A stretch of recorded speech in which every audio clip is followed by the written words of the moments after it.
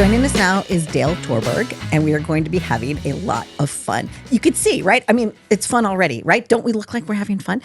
Dale, welcome to the show. How are you? I'm great. Thanks for having me. So we met through a mutual friend because I see something on your lapel. Tell us about that. We're friends with Mark and Holt and Karen and Kevin. And, everybody from, I got hooked up through Johnny Damon, and Johnny was really good friends with Matt, who is our executive director, Matt Krug. And so it's Southern Cross Service Dogs, and it's Service Dogs for Veterans, and it's just absolutely been an amazing experience to work with these guys and to watch these dogs that are going to literally save lives of these veterans. And it's just, it makes you feel good to be a part of it, to be able to do something good in your life and, another act besides what I've done as a career. So just so thrilled that Johnny Damon got me hooked up with these guys, and it's been a blast. With Cole Hauser's dogs are being trained, and Cole from Yellowstone has been an unbelievable advocate for Southern Cross Service Dogs. Yeah, the dogs are his grandbabies. Yes, exactly. It's a really incredible story. Yeah. So I had met them, I guess maybe 2 or 3 weeks ago, and said, "Oh, come on the show." And then when they knew I was coming down here, they introduced me to you. And I think that's how the world works. It's just like one person needs another person. You bring them into your family, and you make a difference. Absolutely. Right? I mean, and again, I've known Johnny Damon for a long, long time. And then it was a golf tournament that brought us together. I was their quote unquote celebrity for their group in Johnny Damon's golf tournament. Mm-hmm. And the rest is history. Got to know these guys, and Matt and his wife Karen, and they just are just amazing people. So once I got to know them, I'm like, when they said, "Would you want to be a part of this?" I'm like, absolutely. Where do I sign up?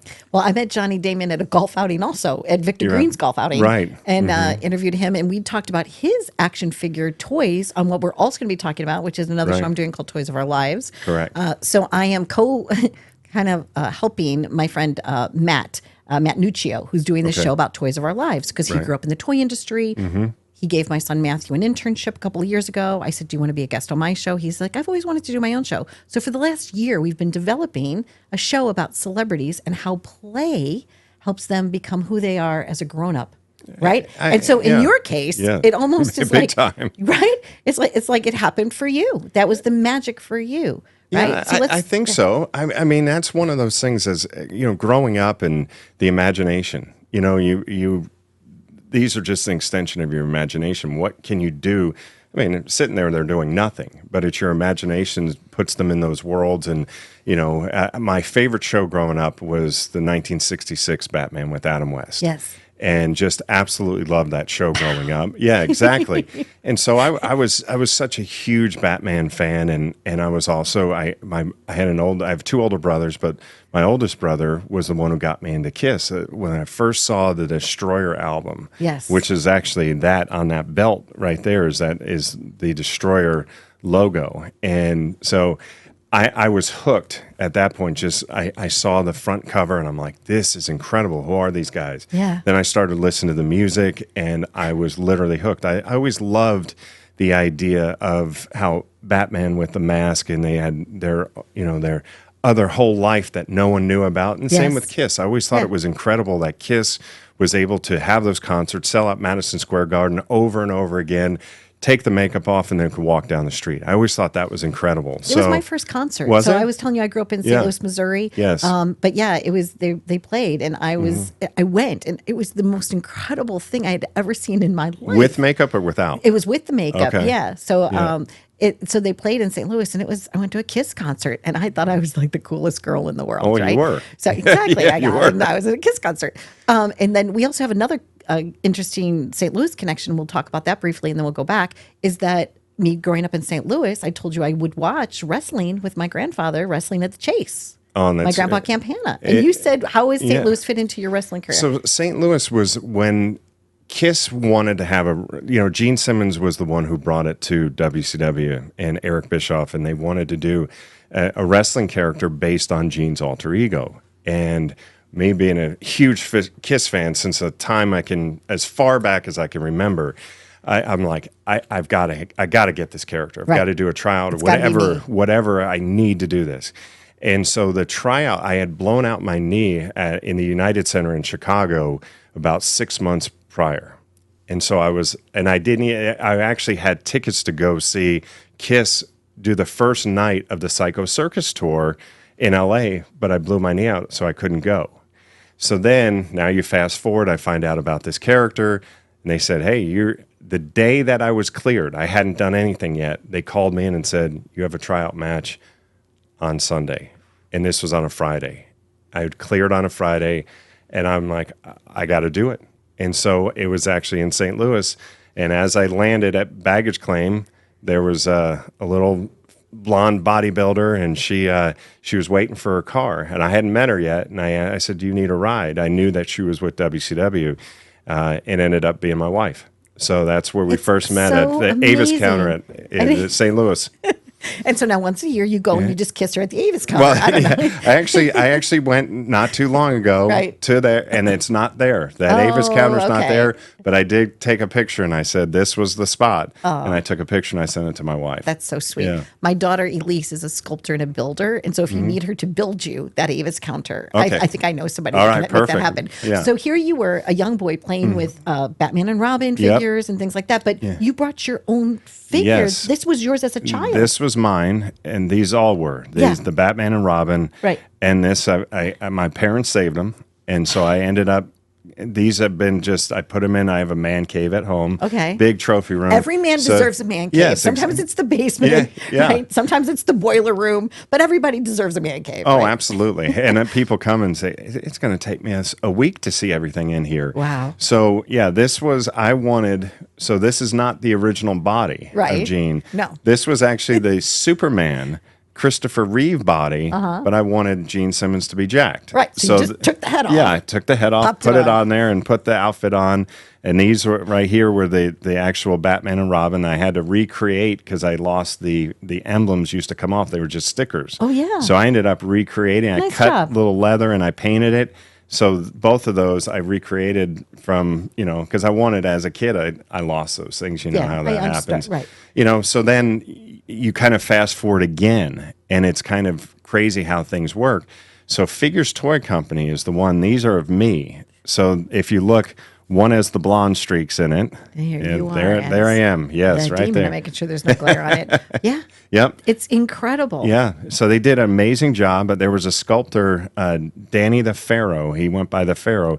Danny was a guy that I saw online, and I've never seen anybody sculpt the Kiss heads like he did. And I said to Figures Toy Company, the people that own it, I said, you've got to get this guy Danny. Because when you look at the sculpts, it looks like real pictures of the guys. So he ended up sculpting. This isn't real scans. These are sculpts of my head. Cool. Yeah, he sculpted them by hand. Yeah. And so there's the blonde streak one. And then, so this is the original, and that's the variant. And the funny story about that one right there, they didn't do a blood variant. Okay. I don't know if it's allowed to show the blood on TV, but they didn't do a blood variant. You just can't curse. Okay. Okay. All right. I won't do that. Okay, good. But my buddy who was on the show Face Off, that sci-fi show about doing the prosthetics, Scott Fenster ended up hand painting the blood on 50 figures. So there was a separate 50 that was a special edition. Yes, that Scott Fenster, and he signed it. That's it. That's so cool. So Figures Toy Company ended up recreating when Mego was no more.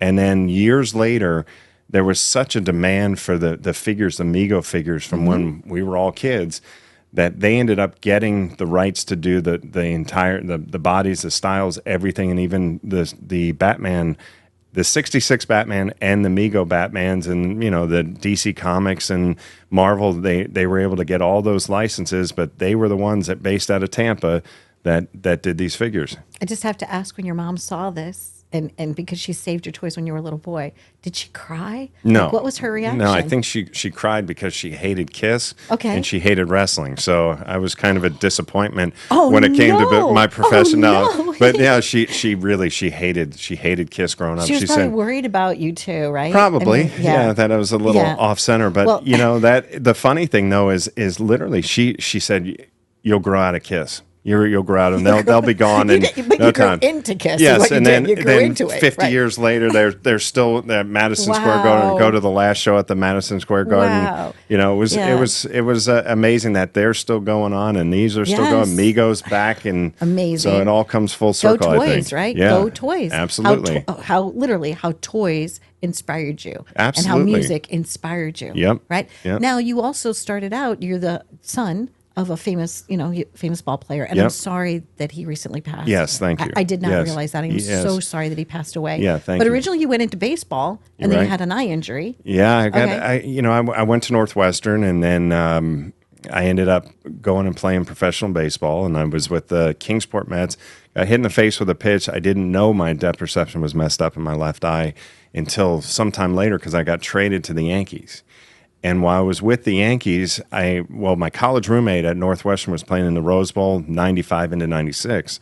So I went out to the Rose Bowl, ended up on the same flight with Hulk Hogan. We start talking about the Yankees Your and life, George Dale, is Steinbrenner. amazing. Actually, you have no idea that they And it keeps going, they right? It literally keeps going. my buddies would nickname. They're like, you're like Forrest Gump because you have something to do with something and interweave throughout history. But I met him, and then I met Hulk Hogan. When I met Hulk Hogan, he introduced me to Macho Man, and Macho Man. This was at the baggage claim at LAX, and I just remember Hogan said, "This is Dale Torborg," and he goes, "Torborg is your dad, Jeff." And I'm like, that's his real voice. Wow. I always thought it was you just a thought it put was on right, for the promos. You did And it he goes, really well, I by was the a way. big fan of your dad's. Yeah, I was a catcher in the minor leagues, and I'm still going, snap out of it. This guy's talking to you, and you're going, that's his real voice. Yeah. And so then we started talking, and then he was the most intense human being I think I've ever been around because he told me he blew out his shoulder, his throwing shoulder, came back and threw 1,500 balls a day left-handed and came back as a left-handed first baseman. Look at that dedication. Yes. Look Amazing. at that dedication. Amazing. Yep. Totally incredible. Speaking of Madison Square Garden, Yes. which is where, so Kiss played Madison Square Garden. Yes. And tell me about this again.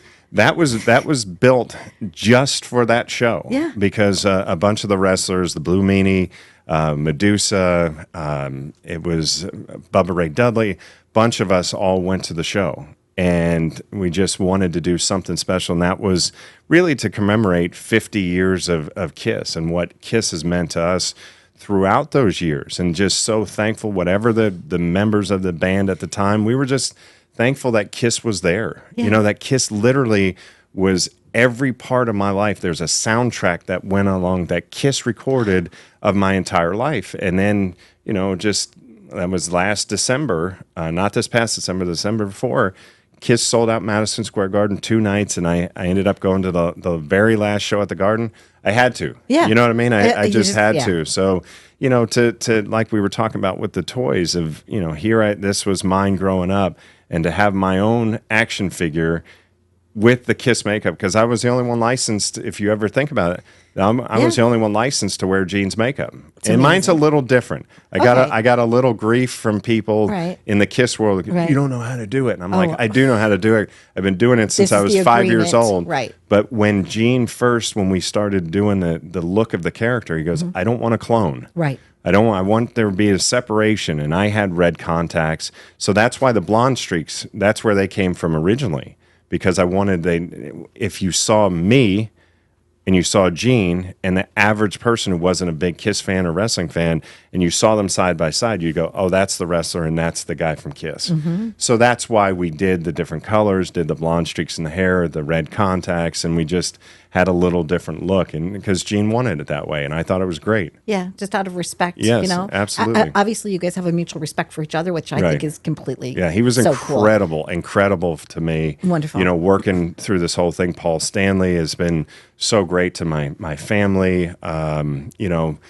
Had a bunch of the members reach out recently because of my dad's passing. It's just, it's just kind of, surreal to have these guys that I looked up to, that I had all the posters on my wall, reaching out to me and them being as generous and such great people this whole time, that when from doing this character to now, still being able to talk to those guys. And, Gene, I did a speech at Northwestern of the 3 people I admired most. One was my dad.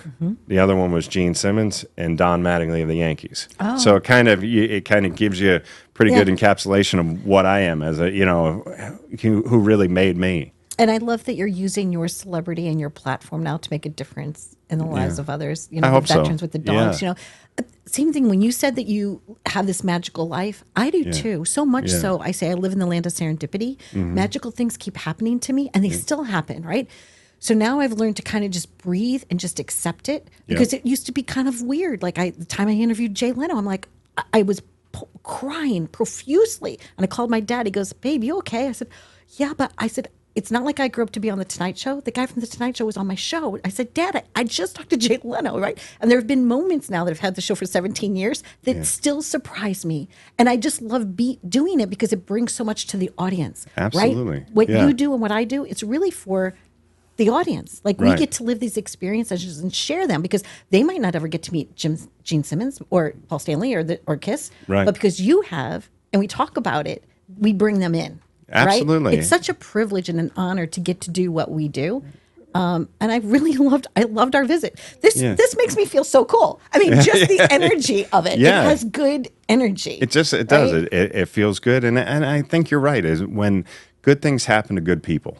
And that's, I don't know you very well. We just met today, but you can tell in the way that, Matt and Karen came with us because she's like, I've got to see her, because she was saying what a really vibed. nice person you are. Thank you. I appreciate I think it really is amazing. And I'll tell you, for the toy fans, the one thing there's a couple bits of trivia from the original Kiss figures. Yes. There's only 2 original heads that Mego did. Okay. Gene and Ace. The other 2, so it was Paul's head and then Peter's head, were recycled by Mego. One was a musician and one was a character in a movie. So Peter Criss's figure, the head came from Lex Luthor's figure from Superman. Okay. Then the other one, Paul Stanley's, is actually Daryl Dragon, the captain in Tennille, the captain. Really? Yeah, because Muskrat, candlelight. Yeah. Are you singing? I'm not singing that. I don't know that. I know what you're talking about, but that's where it came from, because they had so many left over, because I guess his didn't sell well. They're like, we're going to redo that head. So that's your little Mego Kiss trivia. Love that. Great toy trivia. Yes. So thank you for spending some time with us. Absolutely. Lovely to Thanks know for you. having me. I hope our journey continues to keep pollinating. I'll be at the golf tournament hopefully for Southern Cross. So thank you so much. Absolutely. Thank you. Well, we hope you enjoyed our little banter here, bringing our experiences to you, and we love hearing from you. So please write to us. Tell us about your favorite memories as a child, your favorite toy. We just want to know about you as well. Thanks for watching.